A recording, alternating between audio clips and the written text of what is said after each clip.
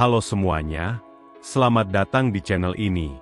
Kali ini, kita bakal bahas tentang hal yang pastinya penting banget buat kalian yang tiap bulan selalu menunggu gajian. Yap, gajian. Tapi, seringkali gaji yang kita terima terasa cepat sekali habis. Kan? Sisa gaji sebulan biasanya tinggal sedikit, bahkan sebelum akhir bulan tiba. Nah, supaya uang yang kita dapat bisa bertahan lebih lama dan tidak cepat menghilang, ada beberapa langkah keuangan yang perlu kita lakukan setelah gajian. Penasaran apa saja? Yuk, simak video ini sampai habis supaya kalian bisa lebih bijak dalam mengatur gaji. 1. Membuat anggaran bulanan. Langkah pertama yang perlu kita lakukan setelah gajian adalah membuat anggaran bulanan. Anggaran ini ibarat peta yang membantu kita untuk tahu kemana uang kita akan pergi. Tanpa anggaran, kita bisa mudah terjebak dalam kebiasaan boros atau pengeluaran yang tidak terkontrol. Misalnya, setelah gajian, kita merasa uang masih cukup banyak dan akhirnya menghabiskannya untuk hal-hal yang kurang penting. Nah, dengan membuat anggaran, kita bisa menentukan batasan pengeluaran untuk setiap kategori, seperti makan, transportasi, tagihan bulanan, hiburan, bahkan tabungan dan investasi. Dengan begini, kita bisa lebih disiplin dalam menggunakan uang. Bagi yang sudah berkeluarga, anggaran ini menjadi lebih penting lagi. Kebutuhan keluarga yang lebih banyak membuat anggaran harus lebih rinci dan terperinci, mulai dari biaya makan, biaya pendidikan anak, hingga tagihan rumah tangga. Dengan anggaran yang jelas, kita bisa menghindari pengeluaran yang tidak perlu dan memastikan bahwa semua kebutuhan penting sudah tercakup. Mengalokasikan uang dengan bijak sejak awal bulan membuat kita lebih siap menghadapi pengeluaran tak terduga dan tetap bisa menabung untuk masa depan. 2. Prioritaskan kebutuhan pokok. Langkah selanjutnya adalah memprioritaskan kebutuhan pokok. Kebutuhan pokok ini mencakup hal-hal yang wajib kita penuhi agar hidup tetap nyaman, seperti makanan, tempat tinggal, serta biaya utilitas seperti listrik, air, dan internet. Ini adalah pengeluaran yang tidak bisa ditunda atau diabaikan, terutama saat kondisi keuangan sedang terbatas. Dengan memprioritaskan kebutuhan dasar ini, kita bisa memastikan bahwa kebutuhan utama terpenuhi sebelum mengalokasikan uang untuk hal-hal lain seperti hiburan atau belanja tidak penting. Untuk kalian yang sudah berkeluarga, memprioritaskan kebutuhan pokok menjadi lebih krusial. Sebagai contoh, pastikan biaya makan dan pendidikan anak sudah dialokasikan dengan tepat sebelum memikirkan untuk belanja barang atau pergi liburan. Dengan begitu, kita bisa menjaga kestabilan keuangan keluarga dan memastikan bahwa semua kebutuhan dasar tercukupi terlebih dahulu. Memahami dan mengelola prioritas pengeluaran adalah kunci utama untuk menjaga keamanan finansial, terlebih di saat keuangan sedang tidak menentu. 3. Sisihkan untuk tabungan darurat. Tabungan darurat adalah langkah keuangan selanjutnya yang tidak boleh dilewatkan. Tabungan darurat ini sangat penting karena bisa menjadi penyelamat saat kita menghadapi situasi mendesak, seperti sakit, kehilangan pekerjaan, atau pengeluaran yang tidak terduga. Sebagai patokan, idealnya kita menyisihkan sekitar 10% dari penghasilan untuk tabungan darurat, dengan tujuan mengumpulkan dana yang setara dengan 3 hingga 6 kali pengeluaran bulanan untuk keperluan pribadi, atau 6 hingga 12 kali pengeluaran untuk keluarga.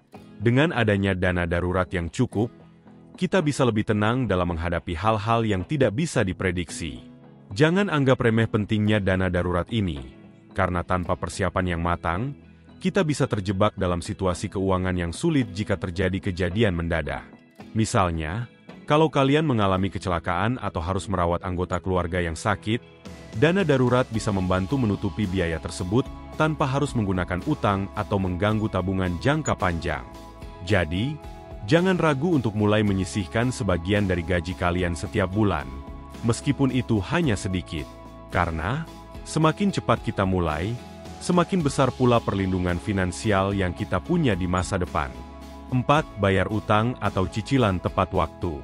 Selanjutnya, langkah yang sangat penting adalah melunasi utang atau cicilan secara tepat waktu. Memang, utang bukanlah hal yang selalu buruk asalkan dikelola dengan baik. Namun, jika kita menunda-nunda pembayaran utang, bunga yang dikenakan bisa semakin membengkak dan membebani keuangan kita. Selain itu, keterlambatan dalam membayar utang bisa merusak skor kredit kita, yang akan mempersulit pengajuan pinjaman di masa depan. Jadi, setelah gajian, pastikan utang atau cicilan, seperti cicilan motor, kartu kredit, atau pinjaman lainnya, langsung dilunasi. Untuk keluarga, membayar utang tepat waktu juga sangat penting agar tidak mengganggu stabilitas keuangan rumah tangga. Misalnya, cicilan rumah atau kendaraan yang tertunda bisa berakibat pada denda yang membuat utang semakin besar. Dengan membayar cicilan secara rutin dan tepat waktu, kita tidak hanya menjaga kestabilan finansial keluarga, tetapi juga bisa menghindari stres karena utang yang menumpuk. Jadi, pastikan untuk selalu mencatat dan mengatur prioritas pembayaran utang setiap kali menerima gaji. 5. Sisihkan dana untuk investasi. Selain menabung, sisihkan juga sebagian dana untuk investasi. Investasi adalah cara kita menyiapkan masa depan finansial yang lebih stabil. Mulailah berinvestasi sejak dini, meskipun dengan jumlah yang kecil. Pilih instrumen investasi yang sesuai dengan profil risiko dan tujuan keuangan kalian, seperti reksadana, saham, atau emas. Investasi yang dilakukan secara rutin dapat memberikan hasil yang cukup signifikan dalam jangka panjang, membantu kita mencapai tujuan finansial seperti membeli rumah, menyiapkan dana pensiun, atau memulai usaha. Bagi keluarga, investasi menjadi semakin penting untuk membangun kekayaan jangka panjang, seperti tabungan pendidikan anak atau dana pensiun. Jangan pernah menunda untuk mulai berinvestasi karena semakin cepat kita memulai, semakin banyak waktu yang tersedia bagi uang kita untuk berkembang. Dengan begitu, kita bisa mempersiapkan masa depan finansial yang lebih aman tanpa harus mengandalkan utang besar di masa depan. Jadi, setelah memastikan kebutuhan pokok dan tabungan darurat sudah teratasi, mulailah sisihkan dana untuk investasi setiap bulan. 6. Menabung untuk masa depan. Langkah selanjutnya adalah menabung untuk masa depan. Ini bukan hanya soal dana darurat, tapi juga tabungan untuk tujuan besar seperti biaya pendidikan anak, dana pensiun, atau membeli rumah di masa depan. Tabungan untuk masa depan ini sangat penting agar kita tidak perlu tergantung pada pinjaman besar di kemudian hari. Misalnya, jika kita memiliki anak yang akan melanjutkan pendidikan ke jenjang yang lebih tinggi, menabung dari sekarang akan membuat kita lebih siap menghadapi biaya pendidikan yang terus meningkat setiap tahunnya. Bagi kalian yang sudah berkeluarga, menabung untuk masa depan juga berarti memastikan keamanan finansial keluarga dalam jangka panjang. Dengan memiliki dana pensiun atau tabungan pendidikan anak yang cukup, kita bisa lebih tenang tanpa khawatir kekurangan uang saat tujuan besar itu tercapai. Sama halnya dengan keuangan pribadi. Menabung untuk masa depan membantu kita merencanakan kehidupan yang lebih stabil tanpa harus terbebani oleh biaya besar yang datang mendadak. Jadi, mulailah menabung dengan konsisten, meskipun jumlahnya sedikit, karena waktu akan membuat tabungan itu berkembang lebih besar. 7. Menabung di awal, bukan di akhir. Menabung di awal gajian adalah kebiasaan yang sangat penting untuk membangun kebiasaan finansial yang sehat. Alih-alih menunggu sisa uang di akhir bulan, langsung sisihkan sebagian dari gaji begitu uangnya diterima. Hal ini akan membuat kita lebih mudah mengamankan uang untuk masa depan tanpa tergoda menghabiskannya untuk kebutuhan konsumtif. Menabung di awal bulan membuat kita lebih disiplin dan terhindar dari gaya hidup konsumtif, yang seringkali membuat pengeluaran melebihi batas yang sudah ditetapkan. Dalam konteks keuangan rumah tangga, menabung di awal juga sangat penting agar semua anggota keluarga tahu bahwa ada alokasi dana yang sudah disiapkan untuk masa depan. Tanpa kebiasaan ini, kita bisa saja terjebak dalam pengeluaran untuk hal-hal yang kurang penting. Misalnya, jika kita tidak menyisihkan dana untuk tabungan atau investasi terlebih dahulu, bisa jadi pengeluaran lain yang lebih bersifat konsumtif seperti belanja atau hiburan akan lebih diutamakan. Menabung di awal bulan memastikan kita telah memprioritaskan kebutuhan masa depan sebelum menggunakan uang untuk hal lainnya. 8. Patuhi rencana anggaran. Setelah kita membuat anggaran bulanan, langkah selanjutnya adalah mematuhi anggaran tersebut dengan disiplin. Ini adalah tantangan terbesar, karena seringkali kita tergoda untuk menggeser anggaran yang sudah dibuat, misalnya untuk belanja impulsif. Namun, dengan mematuhi anggaran yang telah kita tentukan, kita bisa lebih mudah mengontrol pengeluaran dan memastikan bahwa uang kita tidak terbuang untuk hal-hal yang tidak penting. Disiplin mengikuti anggaran adalah kunci untuk menghindari pemborosan dan menjaga agar keuangan tetap stabil. Untuk keluarga, mematuhi anggaran ini berarti menjaga keseimbangan keuangan rumah tangga. Misalnya, jika kita sudah mengalokasikan anggaran untuk makan, transportasi, dan tagihan, kita harus tegas dengan pengeluaran tersebut dan tidak terjebak dalam godaan belanja yang tidak direncanakan. Dengan begitu, kita bisa memastikan bahwa semua kebutuhan utama keluarga tetap terpenuhi tanpa mengorbankan tabungan atau investasi. Disiplin mengikuti anggaran juga membantu kita untuk lebih fokus pada tujuan finansial jangka panjang, daripada terjebak dalam gaya hidup konsumtif yang hanya memberikan kebahagiaan sementara. 9. Hindari belanja konsumtif. Belanja konsumtif adalah salah satu penyebab utama keuangan kita menjadi tidak sehat. Ini adalah kebiasaan membeli barang yang sebenarnya tidak terlalu dibutuhkan, hanya karena tergoda dengan tren atau promo. Contohnya, membeli gadget terbaru padahal gadget lama masih bisa dipakai, atau membeli baju baru hanya karena sedang tren. Belanja konsumtif memberikan kepuasan sesaat, tetapi bisa membuat pengeluaran kita membengkak dan mengganggu rencana keuangan jangka panjang. Dalam keuangan pribadi, menghindari belanja konsumtif membantu kita lebih fokus pada kebutuhan utama dan tujuan finansial yang lebih besar. Ini juga memberi ruang untuk kita menabung dan berinvestasi lebih banyak. Untuk keluarga, menghindari belanja konsumtif penting agar pengeluaran rumah tangga tetap stabil dan tidak habis untuk hal-hal yang tidak memberi manfaat jangka panjang. Salah satu cara untuk mengontrol diri adalah dengan bertanya pada diri sendiri, apakah saya benar-benar membutuhkan barang ini, atau hanya ingin mengikuti tren? Dengan cara ini, kita bisa membuat keputusan yang lebih bijak dan menghindari pemborosan yang tidak perlu. 10. Alokasikan untuk pendidikan atau pengembangan diri. Investasi pada diri sendiri adalah langkah penting untuk meningkatkan kualitas hidup dan karir di masa depan. Salah satu cara terbaik untuk melakukannya adalah dengan menyisihkan uang untuk pendidikan atau pelatihan yang dapat meningkatkan keterampilan kita. Misalnya, mengikuti kursus online atau membeli buku yang berkaitan dengan pengembangan diri bisa membuka peluang untuk pekerjaan yang lebih baik, kenaikan gaji, atau bahkan memulai usaha sampingan. Uang yang kita keluarkan untuk pendidikan atau pelatihan ini mungkin tidak memberikan hasil langsung, tetapi dampaknya bisa terasa besar di masa depan. Untuk keluarga, alokasi dana untuk pendidikan anak juga sangat penting. Pendidikan adalah investasi jangka panjang yang tidak hanya memberi manfaat pada anak, tetapi juga meningkatkan kualitas hidup keluarga.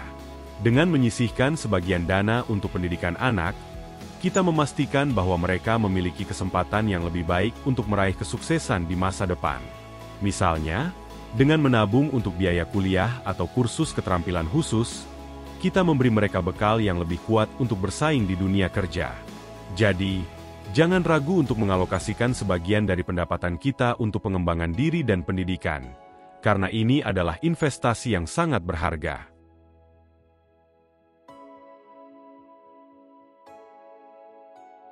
11. Pantau dan evaluasi pengeluaran. Langkah selanjutnya yang tak kalah penting adalah memantau dan mengevaluasi pengeluaran secara rutin. Banyak dari kita yang tidak sadar dengan pengeluaran kecil yang seringkali tidak terduga, seperti jajan kopi atau makan di luar.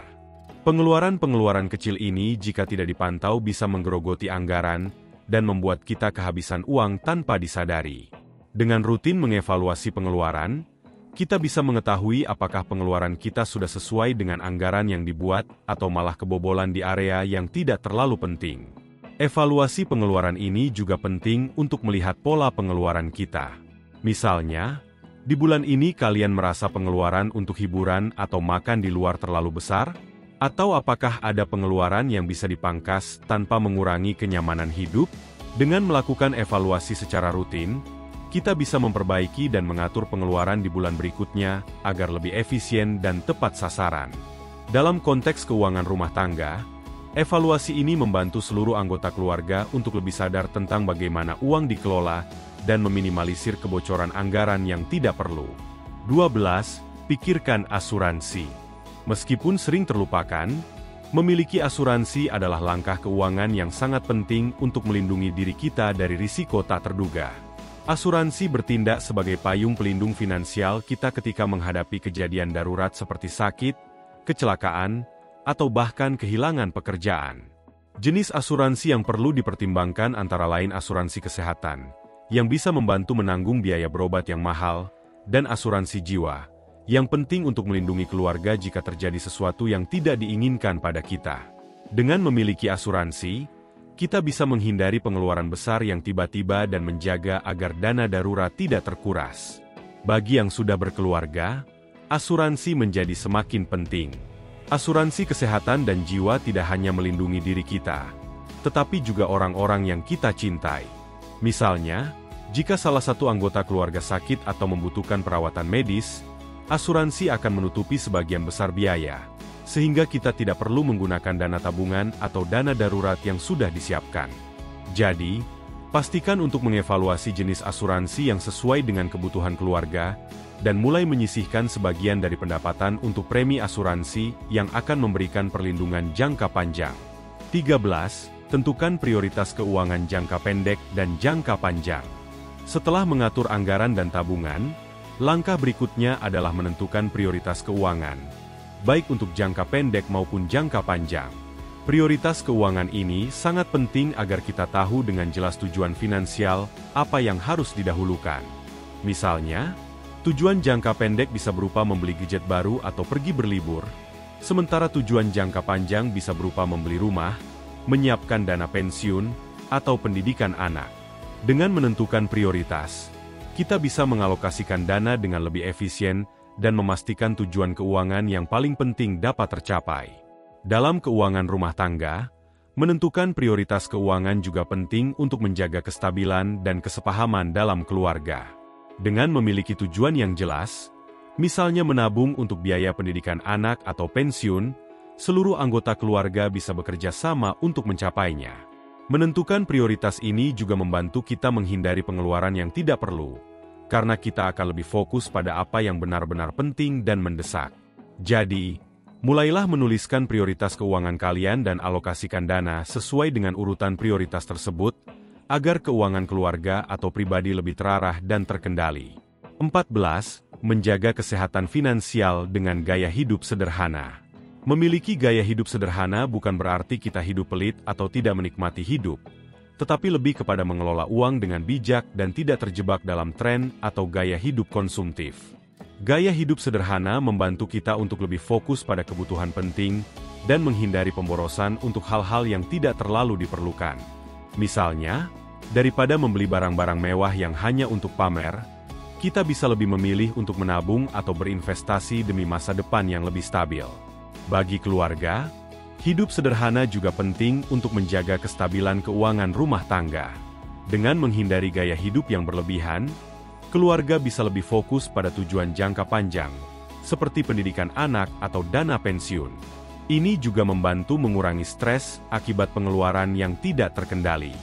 Dengan gaya hidup sederhana, kita tidak hanya menjaga keuangan pribadi, tetapi juga menciptakan kebiasaan hemat yang sehat bagi seluruh keluarga. Ingat, hidup sederhana memberikan ruang bagi kita untuk menabung lebih banyak, berinvestasi, dan menikmati hidup tanpa beban finansial yang berat. 15. Patuhi kebiasaan finansial yang sehat. Terakhir, untuk menjaga keuangan kita tetap sehat, penting untuk terus mematuhi kebiasaan finansial yang sudah kita bangun. Konsistensi adalah kunci agar langkah-langkah yang sudah kita tetapkan berjalan dengan baik. Jika sudah mulai menabung, berinvestasi, dan menghindari pengeluaran konsumtif, pastikan untuk terus melakukan kebiasaan ini meskipun ada godaan atau perubahan dalam situasi keuangan kita. Kebiasaan baik ini akan membentuk pola hidup yang lebih teratur, disiplin, dan tentunya lebih aman dalam jangka panjang. Untuk keluarga, patuhi juga kebiasaan keuangan yang sehat dengan melibatkan semua anggota keluarga dalam pengelolaan keuangan. Mengajak keluarga untuk lebih bijak dalam mengelola uang dan menabung bersama akan menciptakan kebiasaan yang baik dan saling mendukung untuk mencapai tujuan keuangan bersama. Terus berusaha mengikuti rencana keuangan yang sudah dibuat. Meskipun ada godaan untuk belanja atau meningkatkan gaya hidup, karena konsistensi akan membawa hasil yang besar dalam membangun kestabilan finansial keluarga. Jadi, itu dia 15 langkah yang bisa kita lakukan setelah gajian untuk menjaga keuangan tetap sehat, terencana, dan aman. Dari membuat anggaran, menyisihkan dana untuk investasi dan tabungan, hingga menerapkan gaya hidup sederhana dan disiplin dengan kebiasaan finansial yang sehat, semuanya punya peran penting dalam merencanakan masa depan keuangan kita. Dengan melakukan langkah-langkah ini, kita bisa memastikan bahwa keuangan kita tetap stabil dan siap menghadapi tantangan apapun di masa depan.